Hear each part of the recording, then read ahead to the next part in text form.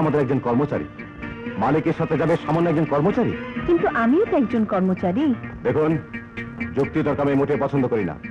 যদি যেতে হয় আপনাকে একাই যেতে হবে। এবার বলুন আপনি যাবেন কিনা।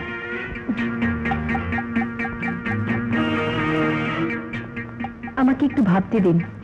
ঠিক আছে, মনে রাখবেন যাওয়া না যাওয়ার উপর আপনার চাকরি নির্ভর করছে।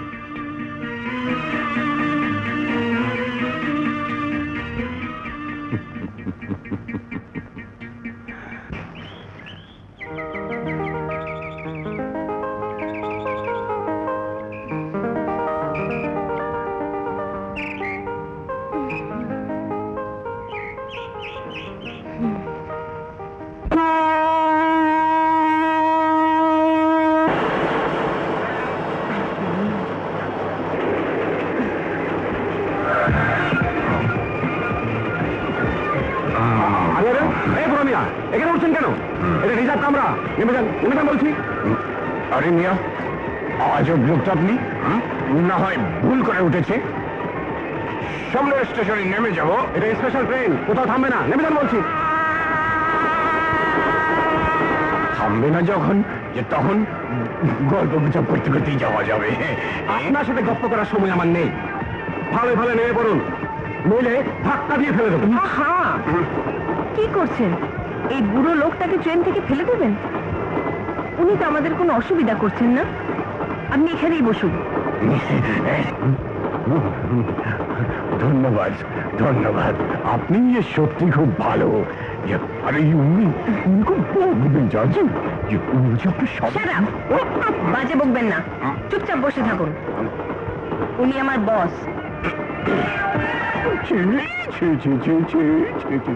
খুব অন্যায় কথা, আমার ভুল হয়ে গেছে। আমাকে ক্ষমা করে দিন। থাক, আর ক্ষমা চাইতে হবে না। চুপচাপ বসে থাকলেই যথেষ্ট। ঠিক আছে ঠিক আছে, এই মুখ বন্ধ করলাম।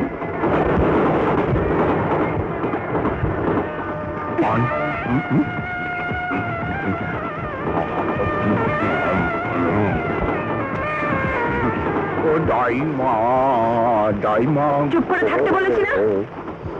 কিসের বাদ্য বাজে গো?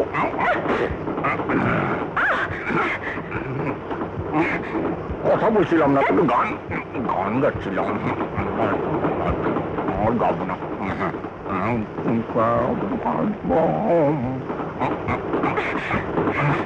পুরোটাকে নিয়ে মহা মুশকিলে পড়েছি তো।